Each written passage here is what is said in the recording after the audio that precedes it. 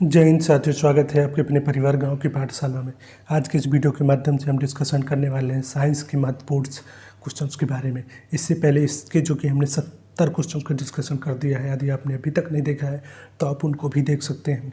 आज के इस डिस्कशन यानी आज की इस वीडियो के माध्यम से हम जो डिस्कशन करने वाले हैं क्वेश्चन नंबर 71 से आगे करने वाले हैं। तो शुरुआत करते हैं इस श्रृंखला का पहला क्वेश्चन। साधारण जुकाम पैदा किया जाता तो साधारण जुकाम किसके द्वारा होता? तो अगर बात करें तो साधारण जुकाम जो कि वायरल द्वारा होता है, यानी वायरल डिजीज है। जो जुकाम एक किसके द्वारा होता है? तो वायरल डिजीज है। अब आपकी एक नैतिक जिम्मेदारी बढ़ती है तो आपके दिमाग में तुरंत क्लिक करना चाहिए कि वायरल डिजीज कौन कौन सी है, बैक्टीरियल डिजीज कौन कौन सी है, प्रोटोजोनल डिजीज कौन सी। हालांकि इनका हमने सेपरेटेड वीडियो भी बना दिया है, पिछले क्वेश्चन के माध्यम पर डिस्कशन कर दिया है। आज फिर से हम इस चीज़ को डिस्कशन कर दे रहे हैं एक ही ट्रिक के माध्यम से। आप चाहें तो इसको नोट करते हैं। तो शुरुआत करते हैं सबसे पहले हम लोग बैक्टीरियल डिजीज से। तो बैक्टीरियल डिजीज की अगर बात करें तो ट्रिक होती है बैक्टीरियल डिजीज की। आप लिख लीजिएगा कि पंडित जी का टीका न्यू है, टीका न्यू है। आप इस चीज़ को लिख लीजिए, ट्रिक को लिख लीजिएगा कि पंडित जी का टीका न्यू है, पंडित जी का टीका न्यू है। बात करें पा से तो आप देखते हैं कि जो पा से बीमारी होती है वो पहले क्या होती है? प्लेग, यानी प्लेग एक पहली है। फिर डी से बात करें तो अगर डी की बात करें तो डिप्थीरिया ये भी एक किसके द्वारा होती है? तो बैक्टीरियल कहे या जीवाणुओं के द्वारा होती है। अगर दूसरी बात करें तो ताव आता है, जो ता से आपको देखने को मिलेगा टाइफाइड जो कि किसके द्वारा होती है? तो आपको देखने को मिलेगा बैक्टीरियल द्वारा होती है। वहीं बात करें का की पंडित जी का, अगर का की बात करें तो का से होता है काली खांसी। आप इस चीज़ को नोट कर लीजिए। हो सकता है कि आपको ये चीज़ें समझ ना रही हो, लेकिन अगर आप ओरली समझ पा रहे हैं, जैसे पा से प्लेग हो गया, टा से टाइफाइड हो गया, डी से हो गया डिप्थीरिया हो गया, का से काली खांसी हो गया। अगर वहीं बात करें का से फिर नेक्स्ट का की अगर बात करें तो आपको देखने को मिलेगा कोढ़ हो जाएगा, कुष्ठ रोग कहें या फिर कोढ़ कहें या कुष्ठ रोग हो जाएगा। अगर बात करें वहीं फिर अगर आपको बात कर न्यू से हो जाता है तो न्यू से आपको देखने को मिलेगा न्यूमोनिया बीमारी हो जाती है, जो कि बैक्टीरिया के द्वारा होती है। अगर बात करें हा से तो हा से हैजा, ये भी बीमारी किसके द्वारा होती है? तो आपको बैक्टीरिया के द्वारा होती है। तो आप ट्रिक याद कर सकते हैं कि पंडित जी का टीका न्यू है, पा से प्लेग, डी से डिप्थीरिया, ता से टाइफाइड, का से काली खांसी, का से कुष्ठ रोग, साथ ही बात न्यू से न्यूमोनिया, हा से हैजा। ये कुछ बीमारियाँ हैं जो कि बैक्टीरियल द्वारा होती हैं। अगर बात करें हम लोग वहीं अब वायरस के द्वारा, तो वायरस के द्वारा कौन सी बीमारियां होती हैं? तो आप चाहें तो ट्रिक के माध्यम से इसको लिख सकते हैं। अगर हम ट्रिक की बात करें तो ट्रिक आप लिख सकते हैं। ट्रिक की बात करें तो ट्रिक आप लिख सकते हैं कि ए चाचा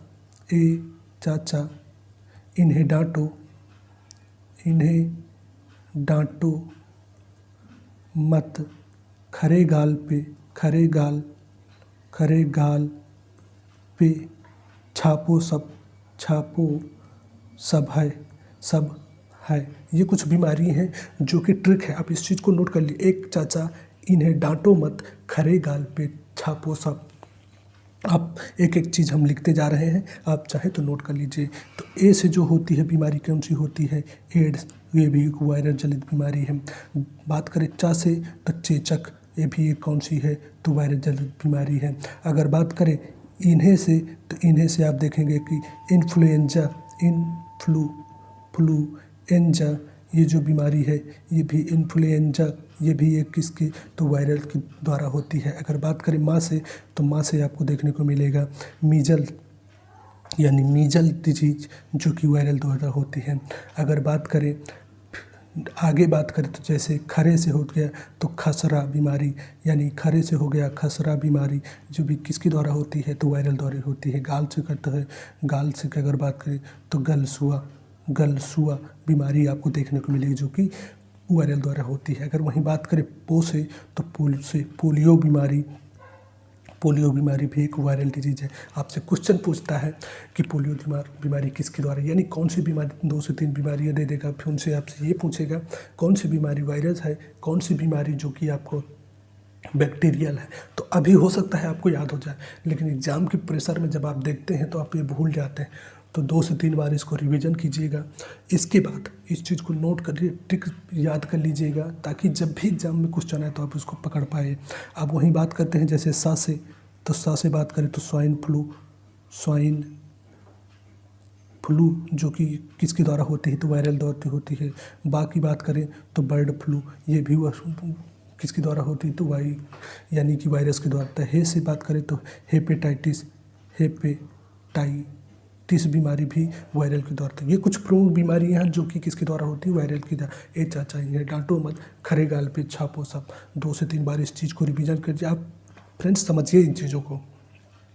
अभी आपको लग रहा होगा कि आपको सारी चीज़ें याद हैं, लेकिन जब एग्ज़ाम हॉल का प्रेशर होता है, वहाँ जाते हैं तो कई बार भूल जाते हैं। अब अगर आपको विकल्प में 4 बीमारी दे दिया, उनमें से पहचानने के लिए दे दिया कि कौन सी बीमारी वायरल है, कौन सी बीमारी जो कि बैक्टीरियल है, तो बहुत बार कन्फ्यूजन क्रिएट होता है। तो उससे बचने के लिए आप एक ही चीज़ कीजिएगा कि ट्रिक को याद कर लीजिए, साथ ही साथ जितनी भी बीमारी है उनको 2 से 4 बार रिवीजन कीजिएगा। आप इस चीज़ को समझिए, सिर्फ थ्योरी पढ़ के जिस तरह से आज पैटर्न बदल रहा है, जिस तरह से कंपटीशन बढ़ रहा है, तो आप ये सोचते हैं कि हम सिर्फ थ्योरी पढ़ करके एग्ज़ाम निकाल लेंगे, तो इस चीज़ की गलतफहमी को बिल्कुल ही निकाल दीजिए। आपको ज़्यादा से ज़्यादा क्वेश्चन बनाना पड़ेगा, जितना ज़्यादा से ज़्यादा आप कहीं से भी करिए, किसी बुक से बनाइए, किसी दूसरी कोचिंग से बनाइए, या कहीं से भी बना रहे, तो ज़्यादा से ज़्यादा आप क्वेश्चन प्रैक्टिस कीजिए, क्योंकि क्वेश्चन प्रैक्टिस ही आपको अपनी सफलता तक पहुंचा सकती है। थ्योरी का ज़माना गया, आज आप कितना भी थ्योरी पढ़ लीजिए, लेकिन आप प्रैक्टिस नहीं कर रहे हैं तो कहीं ना कहीं आप बहुत बड़ी गलती कर रहे हैं। आप कहीं से भी प्रैक्टिस कीजिए, हम ये नहीं कहते हमसे कीजिए, कहीं से भी कीजिए, लेकिन ज़बरदस्त प्रैक्टिस कीजिए, जितना ज़्यादा से ज़्यादा। डेली टारगेट बनाइए कि 400-500 जो भी क्वेश्चन की आप प्रैक्टिस कर सकते हैं। अगर हम अपनी बात करें तो इस चैनल के माध्यम से जीएस की लगभग 200 से 250 क्वेश्चन डेली हम प्रैक्टिस कराते हैं। यदि आप चाहें तो हमसे भी जुड़ करके प्रैक्टिस कर सकते हैं। अब बात करते हैं अपने टॉपिक की, तो जो जैसे कि वायरल डिजीज हो गए, बैक्टीरियल डिजीज हो गया, तो अब हमारा एक नैतिक कर्तव्य बनता है कि हम जो भी प्रोटोजोनल डिजीज हैं उनको भी डिस्कशन कर लें। तो प्रोटोजोनल की बात करें तो आपको देखने को मिलेगा मलेरिया, वहीं बात करें निद्रा रोग, और बात करें तो काला आजार, ये कौन से कुछ प्रमुख जो कि प्रोटोजोनल है। अगर बात करें हाथी पाँव, अगर और बात करें तो आपको देखने को मिले डायरिया, पेचिस, ये कुछ प्रमुख बीमारी हैं जो कि प्रोटोजोनल। मलेरिया, काला आजार, साथ अगर बात करें तो आपको देखना हाथी पाँव, वो डायरिया, पेचिस, ये कुछ प्रमुख बीमारी हैं जो कि आपको किसके द्वारा होती हैं, तो प्रोटोजोनल के द्वारा। आप एक ही जगह नोट कर लीजिए। अगर बात करें कवक के द्वारा, तो कवक के द्वारा होने वाली जो बीमारी है उनको भी एक जगह नोट कर लें। फ्रेंड्स, हम क्यों बार बार इस चीज़ को रिवीजन करते हैं? हर क्वेश्चन में जब भी आता तो इस चीज़ की इसी वजह से हम रिवीजन करते हैं, ताकि मल्टीपल टाइम हमारा रिवीजन हो जाए। अब बात करते हैं जैसे कवक डिजीजों के बारे में, तो कवक की बात की भी जो आप ट्रिक याद कर सकते हैं कि गंजा दामाद फ्रूट खाए, इस ट्रिक को याद कर सकते हैं। तो गा से गंजापन, दा से दाद, का से फ्रूट से आप यानी है एथलीट फ्रूट, ये कुछ प्रमुख बीमारी हैं। अगर बात करें गा से गंजापन आप लिख सकते हैं। गंजा से यानी गंजापन किसके द्वारा होती है, तो ये कवक के द्वारा होती है गंजापन। अगर बात करें दा से तो दमा रोग जो कि किसके द्वारा होता है, तो कवक के द्वारा है। फिर होता है दाद, वो फ्रूट से अगर बात करें तो एथलीट फ्रूट, ये बीमारी है जो कि किसके द्वारा होते हैं, कवक के द्वारा होते हैं। आई होप कि ये चीज़ें आप समझ पा रहे होंगे। सारी बीमारी को एक ही जगह आप लिख लीजिएगा, ताकि जब यहाँ से अब कभी भी एग्जाम में बैठेंगे तो यहाँ से जो भी क्वेश्चन आएंगे तो आप पकड़ पाइएगा। अब बात करते हैं हम लोग क्वेश्चन नंबर 71 के, जैसे कि विकल्प के बारे में। तो जो इसका सही है वो तो सही हो जाएगा वायरस। साथ ही साथ हमने सारी डिजीजों को एक ही जगह कंपाइल कर दिया है। आप चाहें तो पूरा नोट्स बना लीजिए, नोट्स बनाकर उनको 4 से 5 बार मल्टीपल टाइम रिवीजन कीजिए। जब भी ये टर्म आए वहाँ पे आप इन चीज़ों को रिवीजन कीजिए। अब बात करते हैं क्वेश्चन नंबर नेक्स्ट के बारे में। क्वेश्चन नंबर 72, फाइलेरिया रोग पैदा किया जाता है। तो फाइलेरिया रोग किसके द्वारा पैदा किया जाता है? तो आपसे ये पूछ रहा है कि फाइलेरिया रोग किसके द्वारा पैदा किया जाता है। तो फाइलेरिया अगर बात करें तो फाइलेरिया आपको देखने को मिलेगा बुचेरिया ब्रोनकोप्टी, यानी बुचेरिया ब्रोनकोप्टी के द्वारा फैलता है। तो हमने जैसे कि कल के वीडियो के माध्यम से आपको पढ़ाया था, तो मलेरिया जो कि प्लाज्मोडियम वाइवेक्स के द्वारा फैलता था, वहीं एंटीमीबा हिस्टोलाई का जो आपको पेचिस बीमारी है एमीबा हिस्टोलाई की पैथोजन से फैलती है। अगर वहीं बात करें तो एस्केरिस लंबी क्रोडीज जो कि आपको देखने को मिलेगा, तो इसके द्वारा क्या फैलती है? तो ये एक फीता कृमि है, फीता कृमि है। तो यहाँ से भी आपको क्वेश्चन देखने को मिलेगा। तो इस तरह से आप फिर नोट करिएगा कि जैसे कि मलेरिया प्लाज्मोडियम वाइवेक्स के द्वारा फैलता है, वहीं आपको देखने को निद्रा रोग जो कि है ट्रिपनोसोमोना या सीसी फ्लाई मक्खी के द्वारा फैलता है। एलिफेंटिया बुर्चेनिया हाथी पाँव आपको देखने को मिलेगा जो कि इसके द्वारा यानी कि बुचेरिया ब्रोनकोप्टी के द्वारा फैलता है। काला जाल लेशमानिया डोनोगिवानी के द्वारा। कुछ ऐसे जो कि आपको एग्जामों में यहाँ से भी क्वेश्चन देखने को मिलेंगे। अब बात करते हैं क्वेश्चन नंबर नेक्स्ट के बारे में। काकरोच के लार्वा को क्या कहते हैं? तो काकरोच के अगर लार्वा की बात करें तो निम्फ कहते हैं। वहीं आपको विकल्प देखने होंगे कि इल्ली, मैगट, भृंगक, ये क्या है, यानी ये किस बला का नाम है? ये आपके दिमाग में तुरंत क्लिक करना चाहिए। जैसे ही विकल्प आते तो आपको ये पता होना चाहिए कि आपको ये टर्म आए हैं तो आखिर किस वजह से है, क्या है ये? किसी नासा के द्वारा कोई खोजी गई जगह है या फिर कोई ऐसा नाम है जो कि आपको पता होना चाहिए ना, क्योंकि कई बार आप एग्जामों में बैठते हैं तो आप रिवीजन का मतलब क्या है? जब भी उस चीज़ को रिवीजन कीजिए तो वहाँ के आसपास सभी चीज़ों को टच कर लीजिए। तो जैसे काकरोच के लार्वा को लिम्फ कहते हैं। भृंगक क्या है? तो जो कीट का लार्वा है वो क्या कहलाता है? वो भृंगक कहलाता है। वहीं अगर बात करें मैगट, तो मैगट किसका लार्वा है? तो रेशम कीट का लार्वा है। इल्ली बात करें तो चींटी का लार्वा। जब ऐसे इन चीज़ों को आप रिलेट करके पढ़ेंगे तो आपके बहुत ज़्यादा क्वेश्चंस, क्योंकि हम जो भी क्वेश्चन करा रहे हैं एक क्वेश्चन में के माध्यम से आपको 10 से 20 क्वेश्चन करा दे रहे हैं। अब आपको ये भी दिमाग में क्लियर होना चाहिए कि जैसे चींटी आया तो चींटी यानी कि कौन सा अम्ल छोड़ती है जिसकी वजह चींटियाँ लाइन पे चलती हैं। तो ये चीज़ भी आपको दिमाग में आना चाहिए। ऐसे जब करके आप पढ़ेंगे तो शुरुआत में क्या होता है कि चीज़ों को टाइम लगता है, लेकिन जब इसके बाद एक 1 बाय 1 करके आप डेली जैसे रिवीजन करेंगे तो एक टाइम के बाद ऐसा है कि आपके पास बहुत बड़ा कंपाइल हो जाएगा। तो आप उन चीज़ों को समझिए। वहीं आपसे जैसे कि कीट आया तो आपसे पूछता है कि कीट यानी कीट की जो कि बाहर परत होती है किसकी बनी होती है? तो क्यूटिकल की बनी होती है। आप इस चीज़ को भी लिख सकते हैं क्योंकि बहुत सारे एग्जामों में ये चीज़ पूछता है। तो किसकी बनी होती है? क्यूटिकल की बनी होती है। बाहर परत क्यूटिकल की बनी होती है। जो कीट का बाहर है वो क्यूटिकल का बना होता है। अगर बात करें वही रेशम को, तो रेशम पालन क्या कहलाता है? सेरीकल्चर। आपको इन चीज़ों को रिलेट करके पढ़ना चाहिए। आप जैसे कि जिस तरह से आज पैटर्न बदल रहा है तो आप आसपास की सभी चीज़ों को जब भी रिवीजन करें तो कोशिश किया करिए कि वहाँ से रिवीजन करिए। तो रेशम पालन का जिसको हम सेरीकल्चर के नाम से जानते हैं, सेरीकल्चर के नाम से जानते हैं।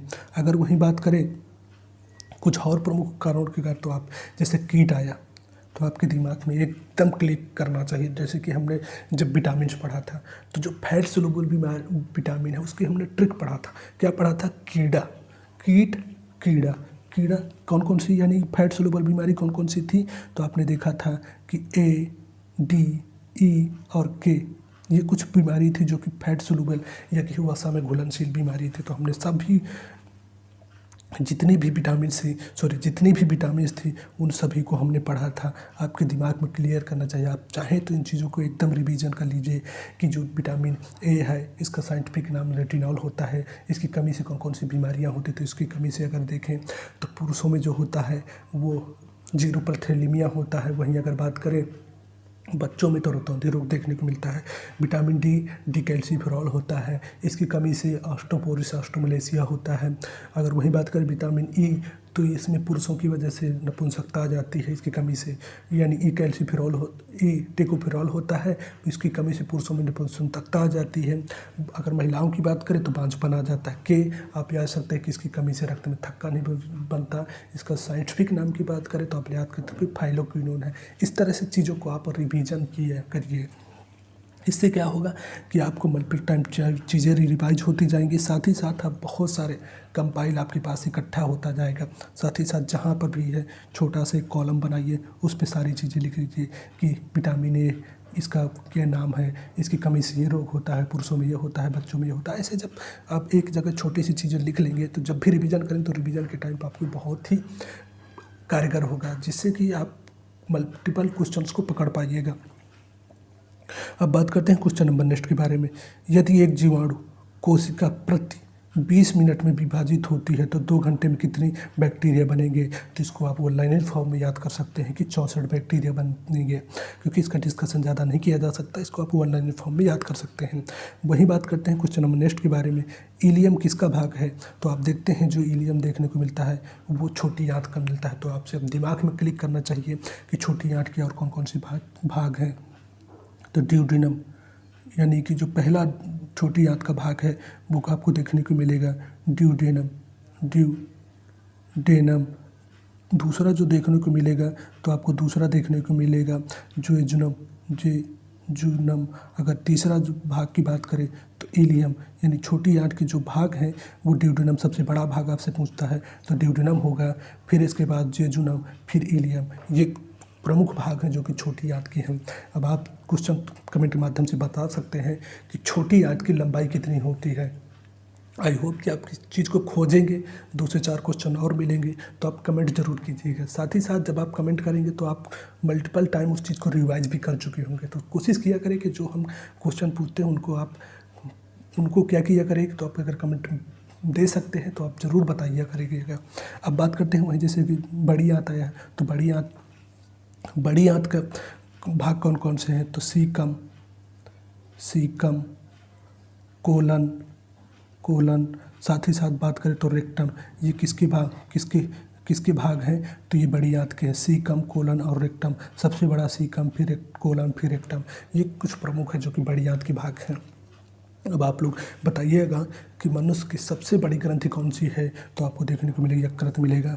अमाशय की बात करें तो अमाशय से आपने देखा था कि कौन से हार्मोन स्रावित होते हैं। आप बताइएगा कि पेप्सिन हार्मोन्स कहाँ से स्रावित होता है, तो आप कमेंट के माध्यम से बताइएगा। बात करें अब क्वेश्चन नंबर नेक्स्ट के बारे में। जब कोई व्यक्ति रोता है तो इसके सक्रियण के कारण नाक से जल विसर्जन होता है, तो किसके कारण होता है? तो अश्रुकारी ग्रंथि, जो कि इसके कारण नाक से जल स्रावित होता है।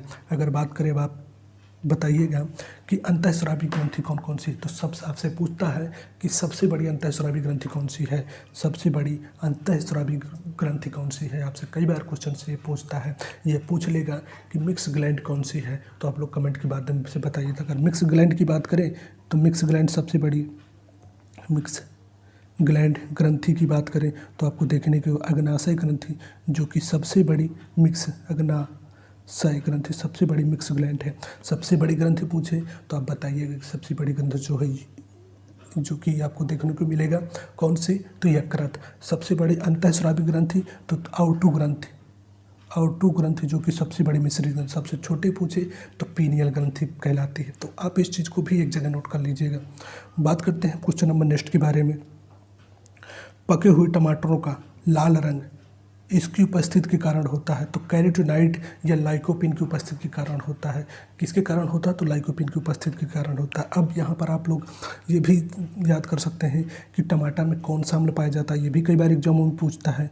तो टमाटर में जो अम्ल पाया जाता है आप देखने को मिलेगा ऑक्जेलिक अम्ल पाया जाता है। कौन सा? ऑक्जेलिक अम्ल पाया जाता है। ये भी आपको एग्जामों में कई बार देखने को क्वेश्चन यहाँ से मिलेंगे। वहीं पूछता है पालक, पत्ता गोभी, धनिया, पुदीना, पत्ता गोभी, साथ ही साथ धनिया, पत्ता गोभी और धनिया, पुदीना, इनमें भी क्या पाया जाता है? तो ऑक्जेलिक अम्ल पाया जाता है।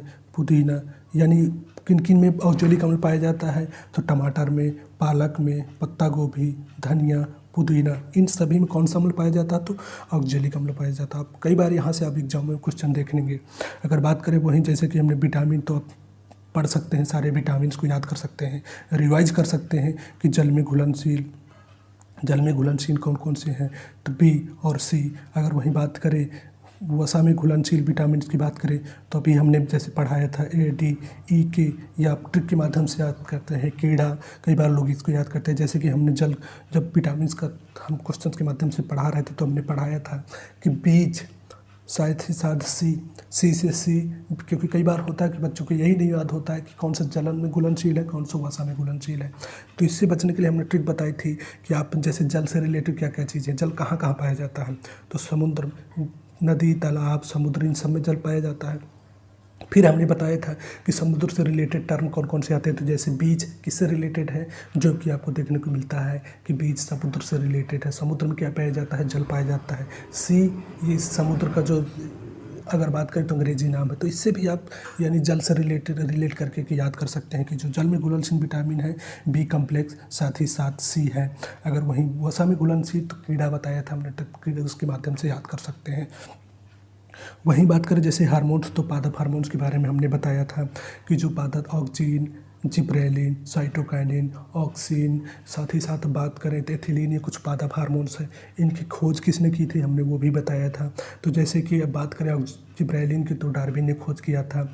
अगर वहीं बात करें हम कि साइटोकाइनिन की किसने किया था, तो मिलर ने किया था। एथिलीन की किसने किया था, तो अगर बात करें खोज के बारे में जब क्वेश्चन पूछता है आपसे तो कई बार आपके एग्जाम में क्वेश्चन गलत होते हैं। तो एथिलीन के किया था, तो बर्ग महोदय ने किया था।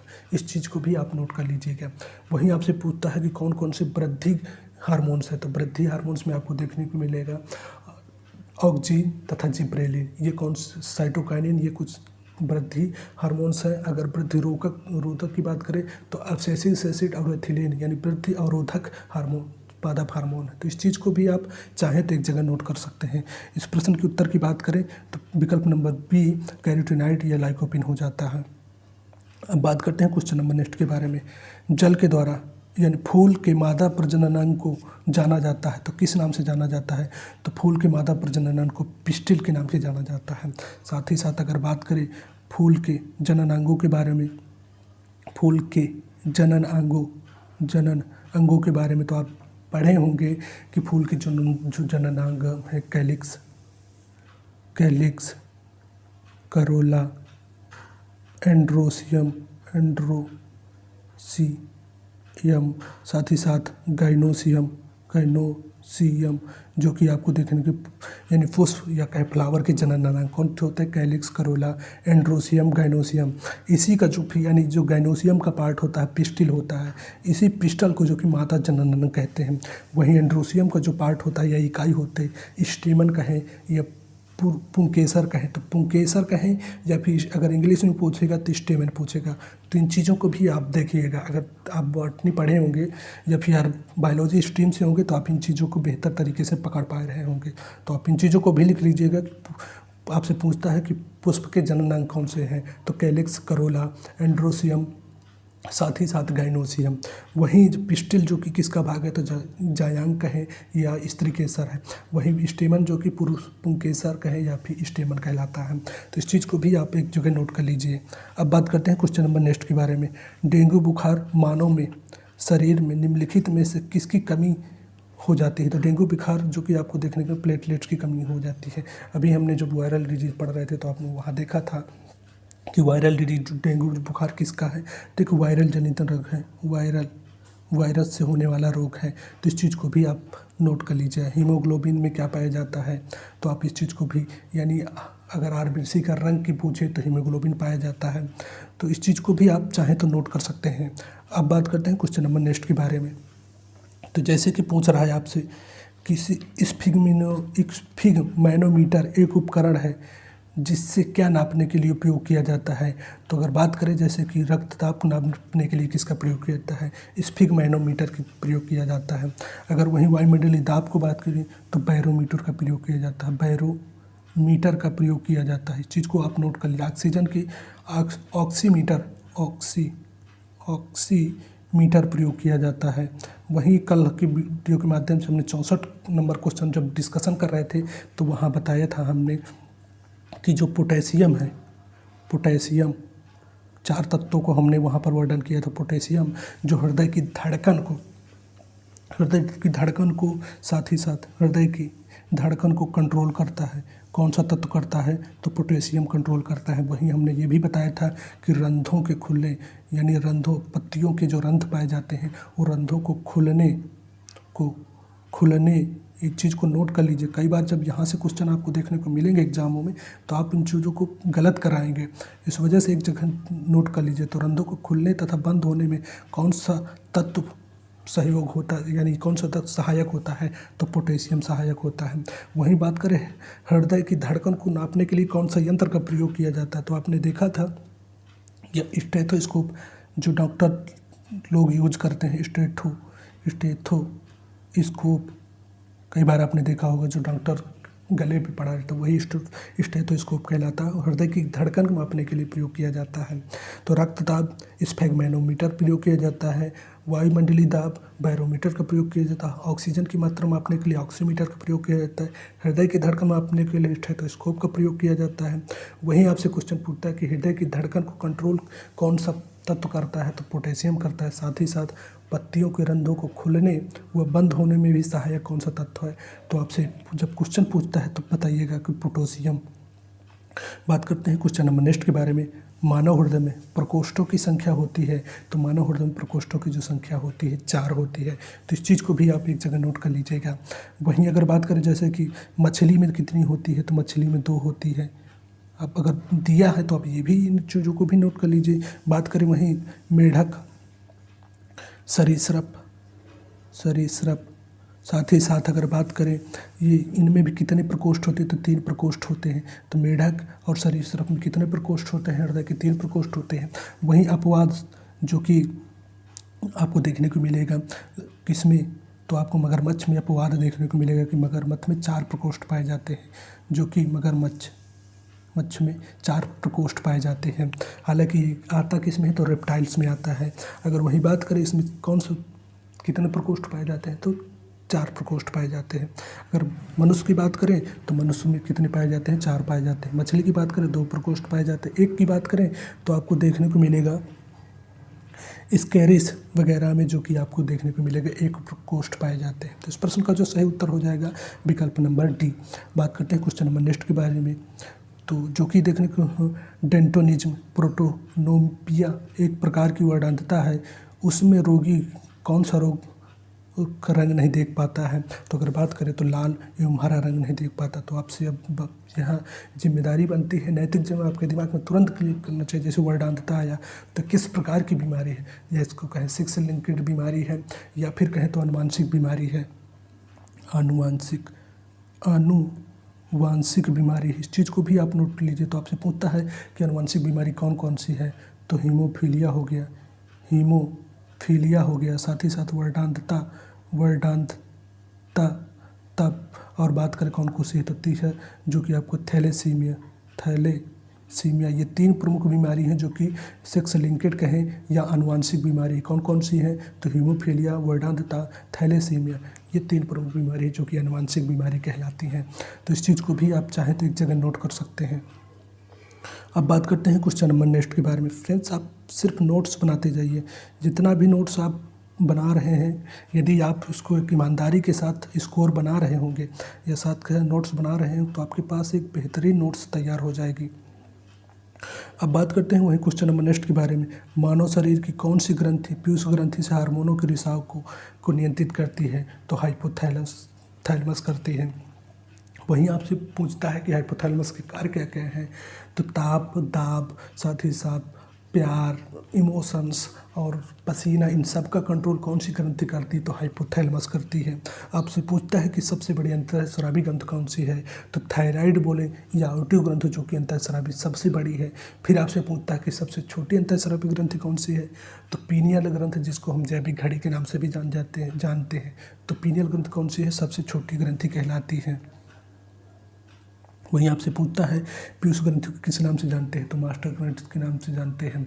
इससे कौन सा हार्मोन स्रावित होता है, एसटीएच हार्मोन स्रावित होता है। इस चीज़ को भी आप नोट करते चाहे तो नोट करते हैं। बात करें थाइमस ग्रंथि की, इसको बाल ग्रंथि के नाम से जाना जाता है, बाल ग्रंथि के नाम से जाना जाता है, तो चाहे तो आप इसको भी नोट कर लीजिए। हालांकि इस प्रश्न के जो उत्तर की बात करें तो वो हो जाएगा विकल्प नंबर डी हो जाएगा। बात करते हैं क्वेश्चन नंबर नेक्स्ट के बारे में, फाइलोरिया रोग किसके कारण होता है, तो फाइलोरिया रोग की अगर बात करें तो फाइलोरिया जो कि कृमि के कारण होता है। अब वही बात करें, आप चाहें तो यहाँ फिर से रिवीजन कर सकते हैं कि जब बैक्टीरिया के द्वारा कौन कौन सी बीमारी होती है, वायरस के द्वारा कौन कौन सी बीमारी होती है। हालांकि हम फिर से अगर डिस्कशन करेंगे तो वीडियो थोड़ा लंबा खींच जाता है, तो आपकी अभी एक नैतिक जिम्मेदारी है कि आप या तो कमेंट के माध्यम से जितनी भी बैक्टीरियल डिजीज है, जितनी भी वायरल डिजीज है, आप कमेंट के माध्यम से कर सकते हैं, या फिर आप अपने नोट्स में फिर से रिवीजन एक बार कर सकते हैं। तो इससे क्या होगा कि आपका मल्टीपल टाइम रिवाइज भी हो जाएंगी चीज़ें। अब बात करते हैं क्वेश्चन नंबर नेक्स्ट के बारे में, प्रतिजैविक पेनिसिलिन इनके द्वारा खोजी गई थी, तो अलेक्जेंडर फ्लेमिंग के द्वारा की गई थी। तो इस चीज़ को भी आप नोट कर सकते हैं। अब बात करते हैं क्वेश्चन नंबर नेक्स्ट के बारे में, एगार अगार किसके तैयार किया जाता है, तो एगार एगार जो तैयार किया जाता है वो शैवाल के द्वारा तैयार किया जाता है। वहीं बात करें ऐसी महिला जो दूसरे के लिए बच्चों पैदा करने हेतु तो अपने गर्भाशय किराए पर देती है, तो सरोगेट मदर कहलाती है। यानी पूछ रहे हैं कि ऐसी मतलब जो मादा जो कि अपना गर्भाशय किसी दूसरे को किराए पर देती है तो क्या कहलाती है, तो सरोगेट मदर कहलाती है। इस प्रश्न का जो सही उत्तर हो जाएगा विकल्प नंबर सी हो जाएगा। बात करें वहीं क्वेश्चन नंबर नेक्स्ट के बारे में, ब्लड कैंसर को आमतौर पर किस नाम से जाना जाता है, तो ब्लड कैंसर को जो आमतौर पर नामा जाना है ल्यूकेमिया के नाम से जाना जाता है। हीमोफीलिया एक आनुवंशिक बीमारी है, ट्राइकोडर्मा यानी ल्यूकोडर्मा भी एक वायरल डिजीज है, एलिसीमिया, इन सभी बीमारियों को भी आप रिवीजन कर सकते हैं। बात करें दुग्धजनक हार्मोन का स्राव कहाँ पर होता है, तो इस प्रश्न का जो सही उत्तर हो जाएगा वो हो जाएगा विकल्प नंबर बी। इस प्रश्न का सही उत्तर यानी पीयूष से कि जो कि दुग्धजनक हार्मोन्स का स्रावण होता है। एलिसा टेस्ट जांच किस रोग की पहचान की, तो एड्स के लिए की जाती है। अब आपसे ये पूछ सकता है कि एड्स की खोज कब की गई थी, तो 1981 में अगर बात करें यूएसए में सबसे पहले एड्स की खोज की गई थी। किसके द्वारा खोज किया गया था, तो डॉक्टर, आप चाहे तो नोट कर सकते हैं, गोट एबिल के द्वारा जो कि एड्स की खोज गोट एबिल की गई थी। कब की थी, तो 1981 में की गई थी। इस चीज़ को भी आप नोट कर लीजिएगा। पोलियो वायरस की बात करें तो पोलियो वायरस एक वायरल डिजीज है, जॉन साक ने इसके टीका को खोजा था। पोलियो ड्रॉप के पूछे तो ल्यूमिन ने खोजा था। यानी जो इसको ड्रॉप खोजा, जो टीका खोजा था किसने किया था, जॉन साल्क महोदय ने इसके टीका खोजा था, क्योंकि यहाँ से भी क्वेश्चन आपको देखने को मिलेगा। टीबी की बात करें तो ट्यूबरकुलोसिस एक कौन सी बीमारी है, तो ये एक बैक्टीरियल बीमारी है। बात करते हैं क्वेश्चन नंबर नेक्स्ट के बारे में, पक्षियों के अध्ययन को क्या कहते हैं, ऑर्निथोलॉजी कहलाता है। बात करें क्वेश्चन नंबर नेक्स्ट के बारे में, मानव शरीर में सबसे छोटी हड्डी तो स्टेपिस है। वहीं पूछेगा आपसे मानव शरीर की सबसे बड़ी हड्डी, तो फीमर हो जाएगी। अगर बात करें वहीं पारिस्थितिकी तंत्र की संकल्पना किसने दी थी, तो एजी टॉन्सले ने दी थी, आर्थर टॉन्सले ने दी थी।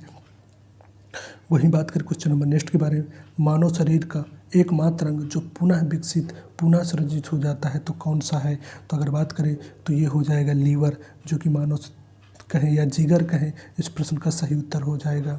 बात करें क्वेश्चन नंबर नेक्स्ट के बारे में, डीपीटी वैक्सीन में पी किसे संदर्भित होता है, तो पार्टोसिस से संदर्भित होता है।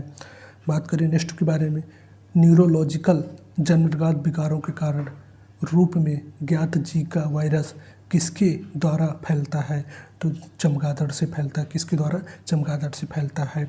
वहीं अगर बात करें क्वेश्चन नेक्स्ट के बारे में, चेचक किस वायरस के कारण फैलता है, तो आप बता देंगे कि वेरेसेला वायरस के कारण फैलता है। बात करें क्वेश्चन नंबर नेक्स्ट के बारे में, मानव मस्तिष्क का वजन कितना होता है, तो मानव मस्तिष्क का वजन कुल शरीर का 2% होता है। इस चीज़ को भी आप लिख सकते हैं। साथ ही साथ आप कमेंट के माध्यम से बताइएगा कि मानव मस्तिष्क का वजन कितना होता है। बात करें नेक्स्ट के बारे में, नेफ्रोलॉजी से जुड़ा हुआ है, तो किससे जुड़ा हुआ है। तो अगर बात करें नेफ्रोलॉजी जो कि जुड़ा हुआ है आपको देखने को मिलेगा। तो बात करें तो जो कि गुर्दा से जुड़ा हुआ, किससे जुड़ा हुआ है तो गुर्दा से जुड़ा हुआ है। इस प्रश्न का जो सही उत्तर हो जाएगा विकल्प नंबर सी। बात करें क्वेश्चन नंबर नेक्स्ट के बारे में, दुनिया का पहला मानव हृदय प्रत्यारोपण किसने किया था तो क्रिस्टियन बर्नार्ड ने किया था। वहीं भारत के संदर्भ में पूछे तो भारत के संदर्भ में किसने किया था, डॉक्टर